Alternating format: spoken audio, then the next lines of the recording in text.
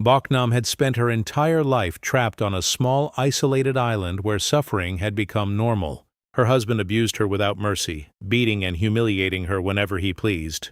His younger brother constantly harassed her, while the villagers watched in silence. Even the women who should have understood her pain chose to mock her instead. On this island, women were expected to endure everything without complaint. Despite the endless cruelty, Boknam held on to one reason to keep living: her young daughter. She dreamed that her child would have a better future than she ever had. One day, Boknam's childhood friend, Haywan, returned from Seoul after many years away. To Boknam, Haywan represented freedom. She had escaped the island and built the life Boknam had always wanted. Excited to see her friend again, Boknam welcomed her warmly and hoped that perhaps this visit would finally change her fate. As Haywan settled into the village, she quickly noticed the disturbing atmosphere. The men openly stared at women with lust, while the older women ignored every injustice around them. When Haywan learned about Boknam's daily abuse, she urged her to fight back and stand up for herself. But Boknam only smiled sadly. She explained that every woman on the island lived the same way. She had endured it for so long that she no longer believed escape was possible. However, something soon happened that shattered the little strength Boknam had left. She discovered signs that her husband had developed inappropriate intentions toward their daughter. The little girl had begun wearing makeup and dressing up, believing that doing so would earn more affection from her father. Boknam was horrified. When she confronted her husband, he attacked her once again. While pretending to comfort their daughter, his wandering hands revealed his true nature. For years, Boknam had tolerated abuse directed at herself, but she could never accept harm coming to her child. Desperate and terrified, she begged Haywan to help them escape the island and start over in Seoul.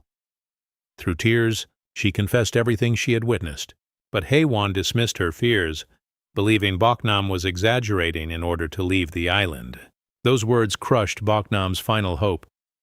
Refusing to give up, she secretly stole money from her drunken husband and prepared to flee before sunrise. Holding her daughter's hand tightly, she headed toward the shore. But fate was cruel. Her family caught them before they could escape. Her husband dragged Boknam back and beat her mercilessly. The mother-in-law stood nearby, insisting that women who tried to run away only needed harsher punishment. Boknam's daughter rushed forward, begging her father to stop hurting her mother. When he ignored her, the little girl bit him in desperation. Enraged, the husband threw her aside. No one expected what happened next. The child's head struck a rock. Everything became silent. Boknam crawled toward her daughter, praying she was still alive. But there was no heartbeat.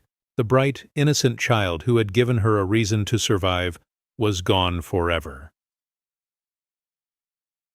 At that moment, something inside Boknam died as well. When the police arrived, the villagers immediately protected the men.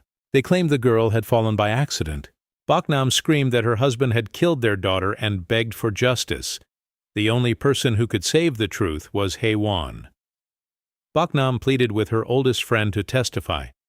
But Haywan, terrified of getting involved, lied. She claimed she had seen nothing. Boknam stared at her in disbelief. The friend she had loved and trusted since childhood had abandoned her when she needed her most. With her daughter's death ignored and justice denied, Boknam was left completely alone. Soon afterward, Haywan herself became a victim of the island's darkness. Boknam's brother-in-law drugged her food and entered her room while she slept, intending to assault her. Without hesitation, Boknam rescued Haywan. Even after being betrayed, she still protected the person she cared about. Memories from their childhood flooded back. Years earlier, Boknam had defended Haywan from danger while Haywan had run away in fear. The pattern had never changed. Boknam always stood by others, even when no one stood by her. The following day, Boknam buried herself in exhausting labor, digging potatoes under the blazing sun. Around her, the elderly women laughed, drank, and mocked her suffering as though her daughter's death meant nothing. Something finally broke inside her. She looked up at the sky and realized there was no reason left to endure. Her daughter was gone. Justice did not exist. No one would save her. So, she decided to save herself. Boknam picked up a sickle. The women who had ridiculed her pain became the first targets of her wrath. Years of humiliation exploded into violence. One by one, they fell before her. Even her mother-in-law, who had encouraged the abuse and blamed Boknam for everything, could not escape. Terrified, she fled across the island, but fear drove her toward a cliff where death eventually claimed her as well. When the fishermen returned, they had no idea the island had transformed into a nightmare. Boknam then confronted the younger brother who had tormented her for years. When he attempted to touch her once again, she ended his life without hesitation.